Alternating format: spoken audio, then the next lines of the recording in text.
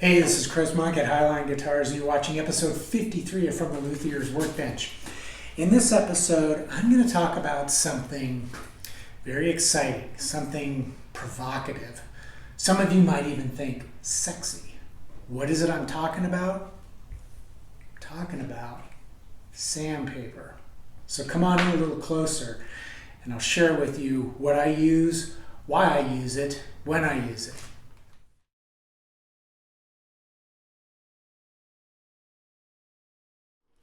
The reason why I wanted to talk about sandpaper in this episode is because after the last episode, I had a few questions about what types of sandpaper I use, why I use them, and when I use them. So I thought I would just lay everything out and kind of explain it to you. Probably my most useful sandpaper that I always am reaching for, it's kind of my go-to sandpaper, is 3M's 216U open coat Fre-Cut gold sandpaper. And this product is available from 80 grit all the way up to 800 grit. And I find myself using this for a wide variety of different sanding operations, from sanding the raw wood when I finish cutting and carving it, all the way up to some of my finish sanding when I'm leveling out a finish. I even use it to finish bone nuts. So it's an incredibly useful paper. But what I really like about this sandpaper is it's an open coat, which means it doesn't clog up with sanding dust. And that's always a problem with a lot of sandpapers, especially when you get into finer grits. When you're sanding wood or finish, it can clog up and you'll get those little, they're like beads of material that build up on the surface, and that can really mess up your finish. With this, I'm not going to say that this is 100% no load. It never clogs. It never gets. There's never any dust buildup. But what it is it's really easy to clean. So I'll sand with this. I'll periodically check the surface, and if necessary, I can just blow it off with my compressor, or vacuum it with a shop vac, or just wipe it off with a rag. And this stuff is also great because I can use it with my little sheet sander. This is just a Bosch sheet sander, and I can cut this up into quarters and use it on here, or I can cut off pieces and wrap it around sanding blocks. So it's quite versatile, and the quality of finish that I get from this sandpaper is outstanding. The grit sizes, when you're dealing with like a 100 grit, for example, or 120 or 150 or any of them, the grit sizes are very consistent, far more consistent than I found with other sandpapers. So when that becomes important is when you go from, let's say, 220 to 320 to 400. As you're moving through that range, when you sand the surface with the 220, and if you look at it under a low angle raking light, you can actually see the scratch pattern that the 220 grit sandpaper will leave. Well, then when you move to 320, you want to replace that 220 with the 320 scratches. And then when you go to 400, it's the same thing. You want to replace the 320 scratches with the 400. And this goes on all the way up as high as you want to go. Well, one of the problems with some of the cheaper sandpapers is you'll sand with 220 grit, and then you'll go to sand with 320, but then when you look at it, it starts to get hard to tell the difference between the 320 scratches and the 220 scratches, because you'll notice that there are a wide variation in the severity of the scratches. It's not consistent, but with this sandpaper, the scratches are very consistent. So you can see the difference between the surface with 220 scratch pattern, a 320 scratch pattern, 400, and so on. So that's why I really like this paper. And it's also pretty affordable. The other thing is, a lot of the no-load sandpapers are what they call Stearate Sandpapers. And what they do is they put down this, it's like a talcum powder-like substance on the surface. And it's kind of like a soapy powder mix. And what that stuff does is it's slippery, so it helps to prevent sawdust, finishing dust when you're sanding from clogging up that surface. It helps it to clear out easily. The problem is when you're sanding a finish, for example, let's say you put down clear coats and you're level sanding between coats. The stearate that is present in a lot of those no-load papers will leave a residue on the surface, and you won't know this, you won't see it. And what will happen is when you spray down the next coat of finish, and this is particularly important with water-based finishes, but it can happen with others as well. The stearate will prevent the finish from adhering properly. And when that happens,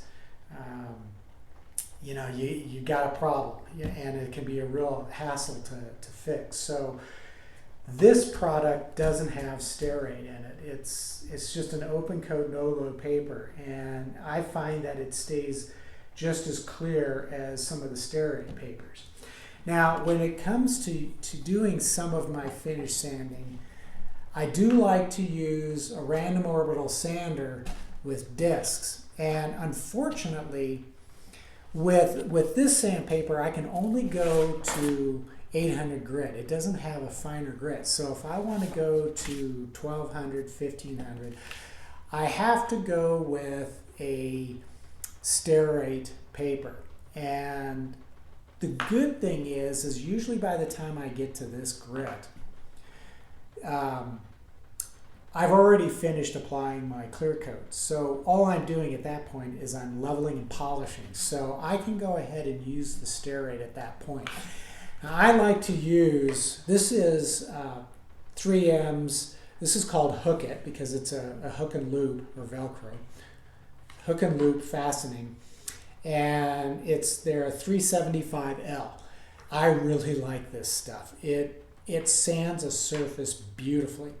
Now with my sander, I've got this is a DeWalt, and it's got the 8 holes for to suck away the sanding dust. You can get sandpapers with those holes that line up. I have found, however, when I'm level sanding, if I'm using a sandpaper, and I can get 1200 grit with the holes, but for some reason with those holes, I find I get scratch pattern in the surface that's really hard to polish out. But if I use a no hole, I get a much smoother finish. Now that seems to defeat the purpose of having those holes in that it can pull away the dust that is generated. But what I find with 1200 grit and higher is it's not really that big of a problem. I can sand for 15-20 seconds and then blow it off with compressed air or wipe it with a rag and just keep going. I don't really have a problem with it building up and causing an issue. And whenever I sand, I always wear a respirator anyway, so the dust in the air isn't going to be that big of a problem. But I just prefer to use the no hole. This is the 5-inch 1200. And one thing I should mention, and I didn't mention this before, you'll notice that the grit on this sandpaper and on this sandpaper is preceded by the letter P.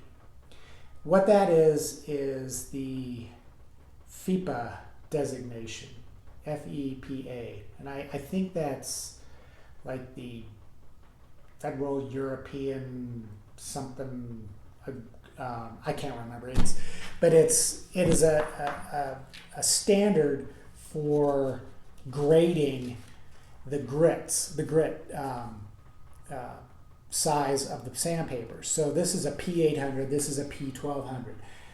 And over here I've got this is a Klingspor paper, and this is a P320. For years, most sandpaper that was made in the US that follows the CAMI standard, and it doesn't have the letter in front of it. And the problem is if you've got a stash of older sandpaper that doesn't have the P, it's important to understand that an 800 grit and a P800 grit are not exactly the same. Most sandpaper being made today is made in Europe or Asia, and it is made to the FIPA standard, so it's going to have the letter P. Everything I use is that FIPA standard, so it makes it easier to be aware of, you know, if I'm sanding with a P800, then the next step up would be a P1200. So, and it's one of the nice things about the FIPA standard is it's a higher quality standard, and the grit sizes in the FIPA standard are much more consistent and uniform in size, so the scratch patterns are better, and that's part of the reason why this 216U sandpaper produces such a beautiful finish when you sand. Now, another sanding product that I use, and I've mentioned it before, is Mirka. This is Mirka's Abralon sanding product, and it's essentially a foam hook and loop type finish, so I can use it on my sander. This is a 5-inch disc. Most places carry only 6-inch, but I found a place that carries 6-inch or carries the 5-inch, so it works really well with my hook and loop random orbital disc sander. But I use this sometimes when after I finish doing the P1200, I'll jump to the Mirka, and I'll start with a 2000 grit and then finish with 4000 grit. I don't always do that. It just depends. And what I'll do is I'll sand that, and then I'm ready to go to the buffer to buff it out to a high gloss shine. So, but that's basically, in a nutshell, the sanding products that I use: 3M's 216U, 3M's 375L, and Mirka Abralon. You really can't go wrong with these products, and I've tested a lot of different sanding products in the quest to find the perfect scratch-free finish, and these sanding products do the trick. So that's pretty much what I recommend.